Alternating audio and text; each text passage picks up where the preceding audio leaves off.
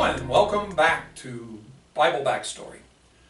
We're in the middle of trying to do the whole Old Testament and a couple of short lessons to catch everybody up. So let's pick up the story where we left it after the first lesson. And I feel like I got to give you a timeline here because all of these things are part of history of some description. And so we use this as our backstory timeline, and you'll see it frequently, and I will let you freeze frame it and look at it in depth if you want to.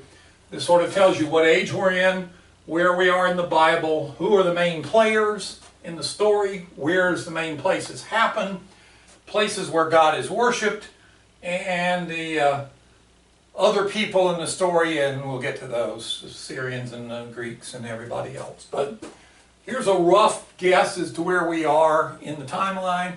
And so we're going to basically be in the time of Abraham and Joseph and Moses, and that's going to run us somewhere a little south of 2200 BC, sometime around 1700 BC. We don't have exact dates for any of those things. Now we left off with this mess. God has seen a cycle of sin, judgment, and grace of Adam and Eve and the apple, Cain and Abel, the cosmic confusion in Genesis 6, and then the Tower of Babel. And we're down here now. Mankind has grown, although it kind of shrunk a lot during the flood, down to 8 people, and then back out again. There's lots of people. They now speak all sorts of languages, and God chooses to work with 2 people, Abraham and Sarah. He renames them. They're Abram and Sarai. He renames them and says, from you two, I am going to pick a favored people. And I'm going to explain to you how to live in community, and you will then become the shining example for the rest of mankind. That's the goal. And to do that, God creates a covenant, a second covenant. Now we had the covenant of Noah. Now we're going to look at the covenant with Abraham. Why did God choose Abraham? Well, because he was an upright, honest man. Frankly, Abraham's got a couple of dark corners in his story. The greatest one is that he and Sarah are going through Egypt, and Sarah is very beautiful, and Abraham's afraid that if he says, this is my wife Sarah, that they'll just kill him and take her. So he passes her off as his sister. Now, as it turns out, she probably was his half-sister, but not telling the honest truth. The pharaohs do take her, but they honor him. They don't kill him. And then the pharaoh has his way with, yes, that means what it means, with Sarah, and then he gets a disease and immediately realizes that means that Sarah is actually Abraham's wife, and he says, why didn't you tell me the truth? And he said, well, if you'd have killed me. He says, fine, go away and take all these animals and stuff with you. Interesting story. Abraham wasn't picked because he was perfect, any more than Noah was picked because Noah was perfect. These are not flawless people. So what does Abram, do to show this commitment to God? Well, not much, frankly. The story of their son will come. We're not there yet. But God proposes a covenant to Abraham in Genesis 15. God says, I accept that you want Sarah and I to start a people, even though they have no children at this point and they're not at childbearing age anymore. They've passed that. So we look at this covenant now. What does God, party of the first part, promise to do or not do? We'll look at that in just a second. He promises 3 things. He promises to give his people land. He will give Abraham and Sarah many offspring, and that those offspring will grow to be a community of people who will be a blessing to the world, to all nations. How does Abraham, what is his party as the second part responsibilities? Really none. There's a thing that shows that sort of the acceptance of the covenant, the signing, if you will, and that's circumcision. We'll get to that in just a second. But we'll look at a drawing for a minute and talk about how God signs the contract in a quick minute. And what's asked of Abraham is the question of circumcision. Okay, so we call this in Hebrew, Brit Bein Hebradim, the covenant between the parts. That makes no sense, but will on the next slide. And there are three promises that God will give the children of Abraham: land, in particular, a particular place, Canaan, which is located on the Mediterranean Sea, between the Mediterranean and the Jordan, modern-day Israel, or at least pieces of it. Offspring, which is a pretty good thing to promise to a man and woman in their 90s, when they have no children, and that they will be a blessing to all nations. So their nation will be a cup that pours out on the whole world. And at least according to Hebrew tradition, this was signed on the 15th of Nisan, that's a Hebrew month, in the year of the earth, Anno Mundi 2018, which is about 1743 BC, but we are really not sure on that date, so don't put that on your calendar to celebrate. How does God sign a contract? Well, so the story is that God calls Abraham and tells him to go get a cow, a goat, a ram, a dove, and a pigeon. We assume that he had a local livestock place. He could go get these things. And he is to cut the cow, the goat, and the ram in half, which had to be fun in the Stone Age.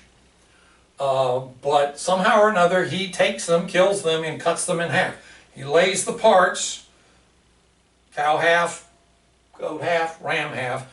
He doesn't split the birds, that would be messy. So he puts a dove on one side and the pigeon on the other.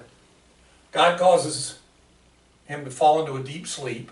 And in this dream, he sees a vision of a flaming pit of fire and a torch come down from heaven or from the sky and pass between the animals. This was how contracts and covenants were signed back in the days before there were signatures. I split these animals and walk between them to say to you that if I violate this contract, let what happened to the animals happen to me. Now, I'm not sure how you split God in half, but it is symbolic here. And so this is why it's known as the covenant of the parts. Is it because God passes through parts, he has separated parts of the animal from other parts and says, this is how I acknowledge that I will keep my end of the bargain. Circumcision is also probably a bit of a thing of parts, but let's just not go into that for now. So that's how it's signed. So this covenant, like the one with Noah, is a divine commitment. It's a one-way covenant. God says, out of my love, my agape, I will do the following for you. In particular, for Abraham, I will give you land, offsprings, and make your offsprings be a blessing to all nations. Those are divine commitment covenants, as opposed to a covenant of human obligation. We will see that when we get to Mount Sinai. And that's where there's a party of the first part and second part and things that need to be done there. These parallel treaties that we have seen from the peoples of this time, and it basically depends on what the size of the king is, or really the size of their standing armies. If the kings have roughly the same size armies, then it's a parity treaty, and it's just one of these of, hey, if I get attacked, you'll come help, and vice versa, and we're sort of co-equals. Whereas a suzerainty or vassal contract is where one king is significantly bigger. The smaller king has to then do things, and they get written down in some form or another. They have to swear that they will do for the bigger king what the bigger king asks for. And in return, there will be blessings and curses. God has a list of those blessings and curses for the covenant with Abraham. They are basically really good things or really bad things.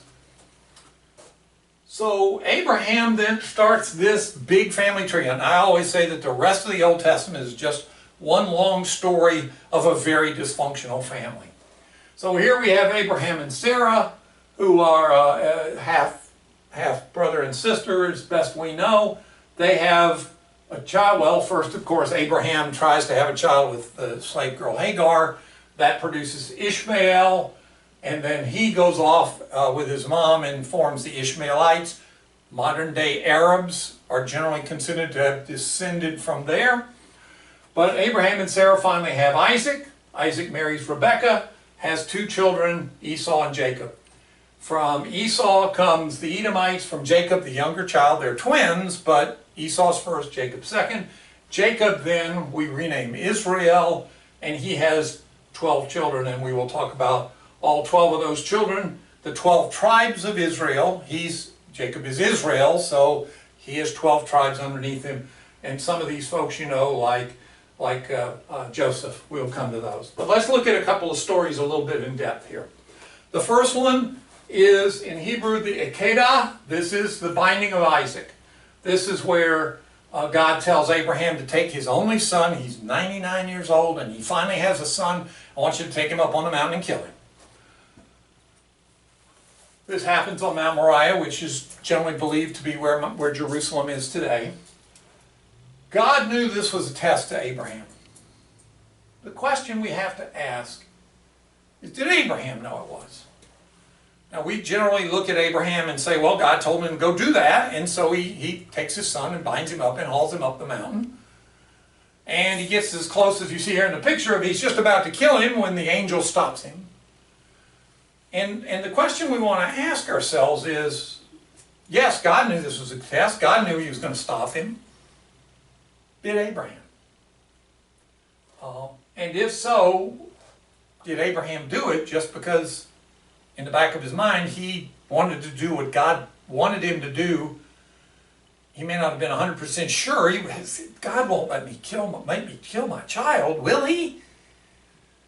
And this is the struggle I want you to introduce into your head is, where's Abraham's head in this story? We sort of just assume that he was just acting mechanically, doing what God told him to do, but you have to think that he was going, wait a minute, this is a miracle we even have this child. How in the world would God want me to kill him? We have to ask ourselves, was God actually demanding a child sacrifice? And if not, and we would kind of hope not, then was his going along with the plan Abraham's way of testing God? If Abraham said, I know God doesn't want me to kill this child, but I'm going to go with this for now.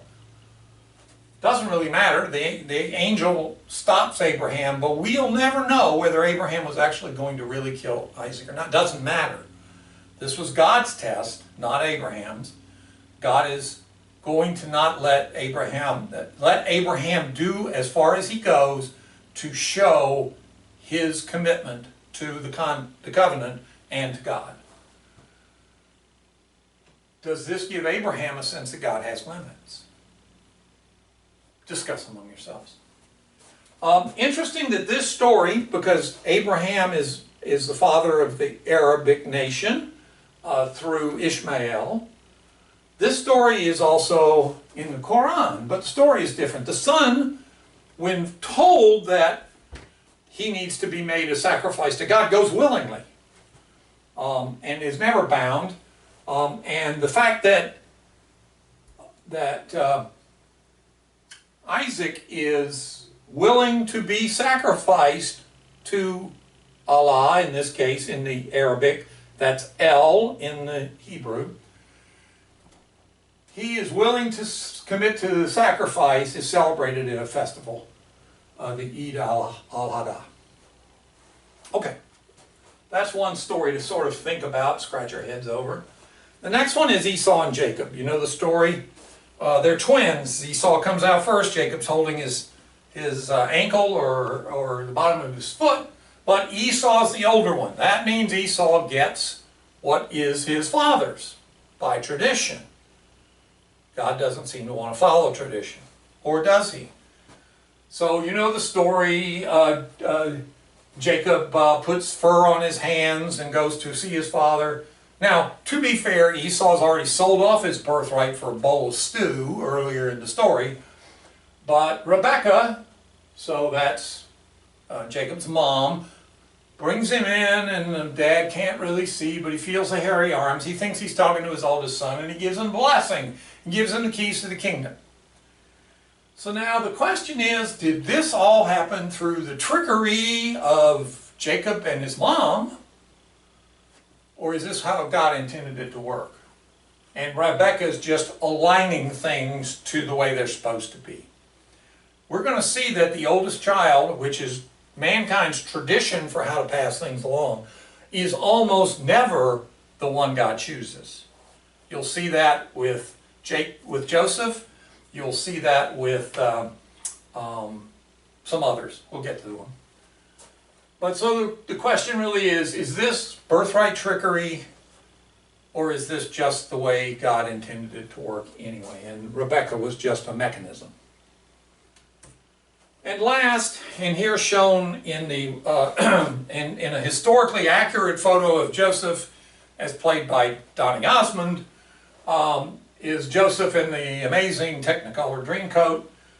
Joseph is not the oldest of the sons of Jacob or Israel, but he's clearly the favorite, and we know he's the favorite because Dad gives him the fancy coat, which makes him despised by all of his brothers, and so they sell him into slavery. He goes to Egypt, where he turns out can interpret dreams. This is a good thing because it makes him a favorite of Pharaoh.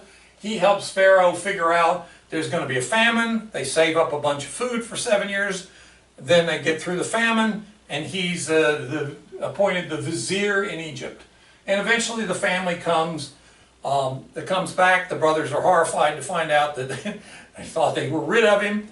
And in the end, there's basically a big happy ending. In fact, there's a painting, also not historically accurate, of here is, as the vizier of Egypt, here is Joseph greeting his father and all of his brothers, and they're all reunited in Egypt, and the story of Genesis ends happily. And it does. Until, and this is right out of Exodus 1, starting in verse 8, a new king came along who did not remember Joseph. And he says, look at all these people from Israel, and they are mightier than we. Well, and if they're not on our side, we will lose the next war. So let's enslave them and make sure that they are loyal to us. 400 years of slavery results from that. A whole bunch of things happen, but primarily what comes along is Moses. Okay, so let's look at where we are in the timeline now. We're moving down a little bit. We're going to move into the time of Moses and into the book of Exodus. Moses was probably born 1590 BC. We don't really know, but we'll just estimate it at that. And here you see various artwork that represent, well, artwork, and then of course Charlton Heston represents Moses, or Moshe Raebu, or Ben Aram, the lawgiver, or the man who spoke to God.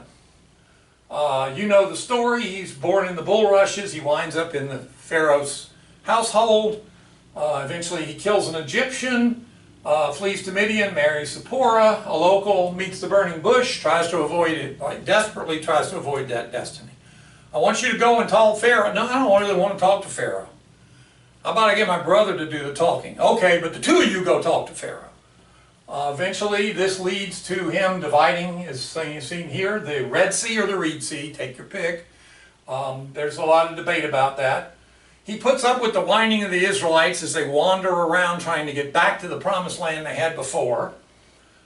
He goes to Sinai, another covenant, coming up in a second.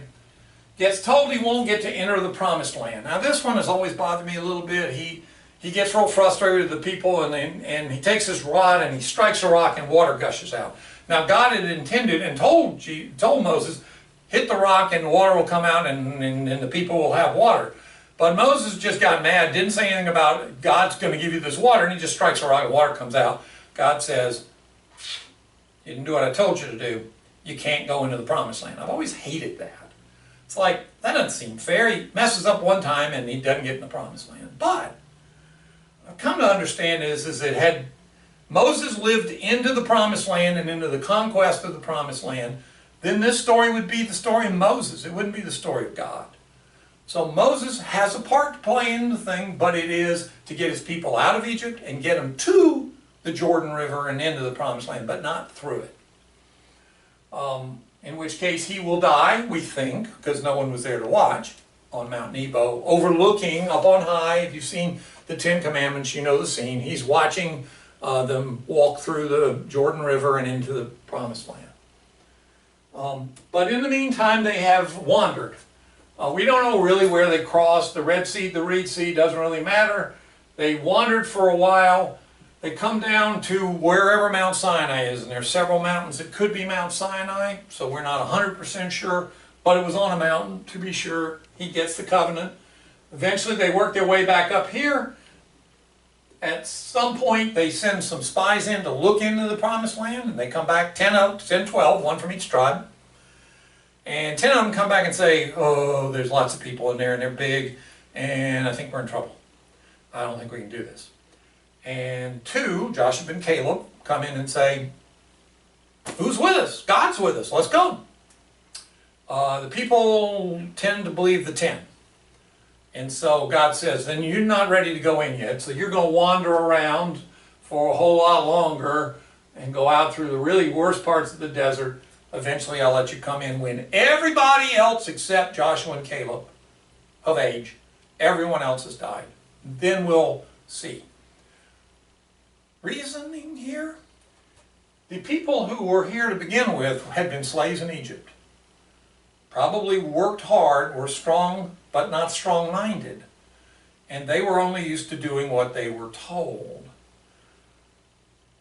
The people who wandered through the desert and lived on the desert were hungry to get back to God's promised land.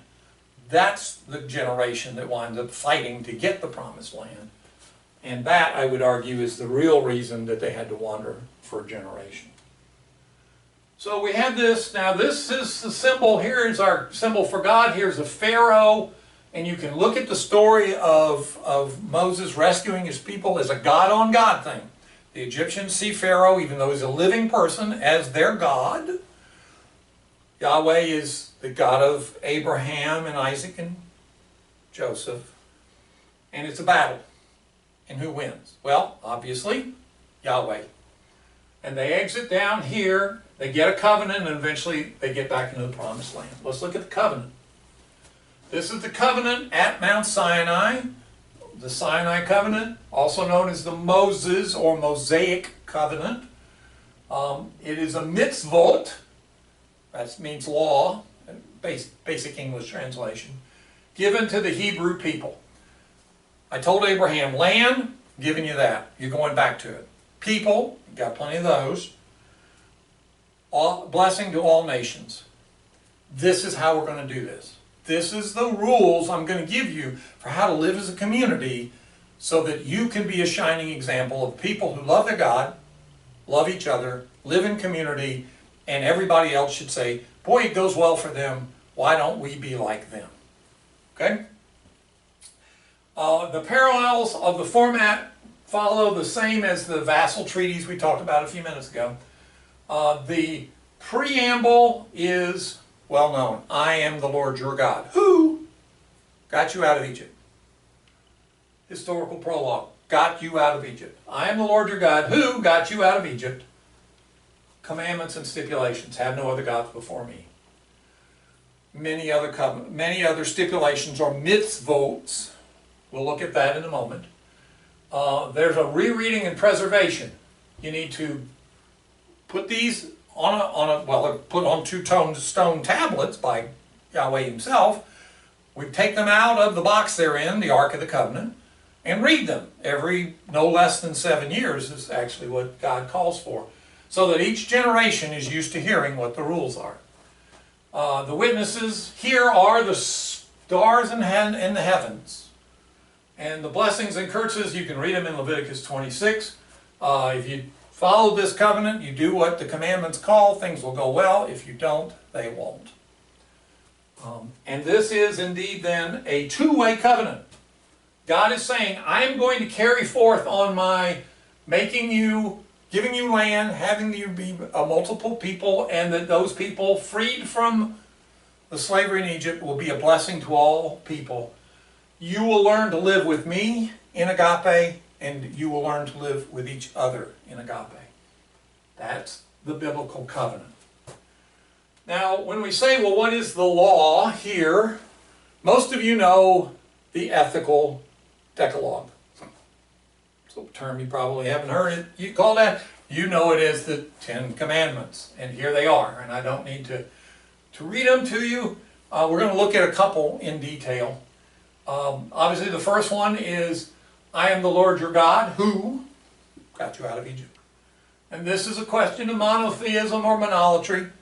Whether or not there are other gods, this is the one God that we will worship and follow. No other gods before me. This is clearly the biggest issue, is one of idolatry. Here are the other ones. You know them well. And it depends on how you grew up, probably, as to exactly how you know them. Here we have the various ways that these Ten Commandments get numbered. And the legend is down here. So the Talmud is here for the Jewish, then the Calvinists, the Greeks. The L column is for us as Lutherans, because our numbering is slightly different than the Catholic Church or many of the other Protestant churches, give or take. It isn't really a big deal, other than it's just sometimes kind of interesting to see how they all line up. And so if you've ever had trouble answering in a Lutheran church, what's the sixth commandment? Now you have an excuse. You say, well, I learned it as a Reformed Christian, and that's why I don't have them right. Okay. You can study that at your leisure. Three of these mitzvot, these commandments, I want to dive into just a little deeper. Do not carry the name of the Lord in vain. And probably what gets us in more trouble with these commandments than anything else is the translation into the King James Version, the KJV. Most of it learned it as carry, right?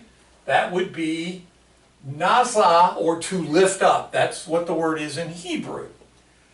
We translate that as do not take the Lord's name in vain.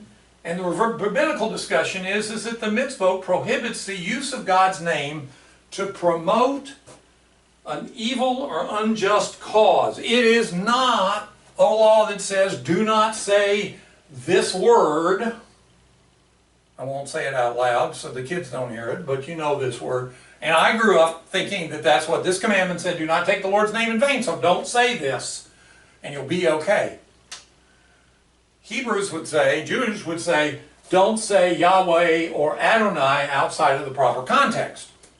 That would also how they would interpret take. But the word is carry. What this mitzvot says is do not use God as an excuse or as a reason to go off and do something. It carries a heavy penalty. God does not clear someone who disobeys it. As you might expect, God would say, do not use me as an excuse to do wrong things. That is not what you are to do. Justice is what's important. All the way back to the covenant with Noah, it's all about justice. And if you use my name for a wrong cause, that is sinful. And I do not want that. Do not commit murder. Most of you learned it, I did too, as do not kill, because that's how it is in the King James. The word in Hebrew is ratzka, murder, not herok, which is the Hebrew word for kill, even though that's how it got translated in the King James. What this really means is that the mitzvot prohibits you intentionally killing another person who has committed no offense for which he or she should deserve to die. Murder, not killing. Most of you know that even though this gets translated in the King James as do not kill, the rest of the Old Testament is full of people killing people. The mitzvot says do not murder. Do not kill someone whose death is not justified, who does not have a reason. And God will tell, in many cases, His people to go out and kill people. But in every case, you can check, every case, when God tells them to go kill the Amalekites, he says why. He cites the offenses that lead to them needing to be killed. Okay. Next time you swat a housefly, don't feel that you're in big trouble because you broke this commandment. Do not bear false witnesses against your neighbor. Bear in Hebrew is anah, which means to testify. But King James translated it as to bear false witness, which my parents drilled into me, said do not lie. And I'm not saying that lying is a good thing, no, but lying is one thing. Giving false testimony, to testify wrongly, to bear false witness, is a better word would be perjury. That's what God does not want to have. He wants us to establish justice, but if you commit false testimony, then you've perverted the concept of a system of courts of justice. That's why God finds that one offensive enough to be in the top 10.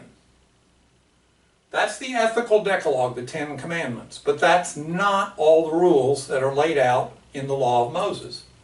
There's a ritual decalogue, Exodus 34, if you want to go read it in the native. Some of these do look familiar. Don't worship other gods. Make no other covenants with foreigners. Take no part in foreign worship or sacrifices. Keep the festival of unleavened bread, the Passover, from the days right before they left Egypt. Work for 6 days, rest on the 7th.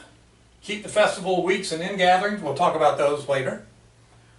Do not boil a kid in its mother's milk. Yeah, you didn't see that one coming any more than eating the flesh torn off a live animal. We'll explain that one when we get to later evolution of Judaism. But I wanted to introduce you to the ritual 10 laws. You say, well, I only thought there were the 10 commandments. Well, so there's 10 more? No, there's actually a total of 613 mitzvot written down. Moses didn't write them all down, probably. Only the 10 were written on the tablets, but God gave Moses 613 laws. In theory, because we call the Torah the books of Moses, Moses probably did not. In fact, we're sure Moses didn't write them down. If he did, he didn't survive. But that's the Pentateuch, and we know that if you take the letters for Torah, each letter in the Hebrew alphabet also has a numeric value, so T plus R plus is 400 plus 6 plus 200 plus 5 plus 2 equals 613. I know. It's like you're making that up. That's how they remember it, whether or not you want to follow that or not. Some are prohibitions, some are positive commands. You know most of them. Don't worship idols or blaspheme, have improper sexual relationships, or violate taxonomical boundaries. Men should be men, women should be women, and so forth. Do not eat improper food, as we saw earlier. Do love God, fear God. Rest on the 7th day. Worship. Write a Torah scroll. Every Jew should write or pay to have written one Torah scroll in their lifetime. Bring sacrifices and observe and carry out the laws. There's a whole bunch of special commandments for the priests and the Levites. The Kohen is the Hebrew word, and the Levites and the judges. Some are very clear, some are implicit, some are deduced. They were all written down, but much later. Probably the definitive list is written by Moses Maimonides many years after the time of Christ. We'll get to Moses Maimonides in a little bit. Real quickly then, the Torah in a nutshell, because we're about to leave the Torah now, is storyline which starts at the primeval of Adam and Eve and works its way through to Moses handing off the torch to Caleb and Joshua. A whole bunch of genealogy and census stuff. The commandments, and they are categorized as the 2 decalogues we talked about, plus covenant code, holiness code, and priestly code. They will finally get codified initially under King Josiah. We will come to him. He's much later. And then there's a whole bunch of sermons and speeches and histories. That's the Torah in a nutshell. The last two things I wanted to get to are the tabernacle and the Ark of the Covenant. So leaving out of Sinai, we have two tablets, and there's a need for there to be a sense of this God that we are in partnership with. And so they create a thing called the tabernacle. It's a big open tent, no roof to it. Basically, it's just a bunch of poles with skins hanging off of it.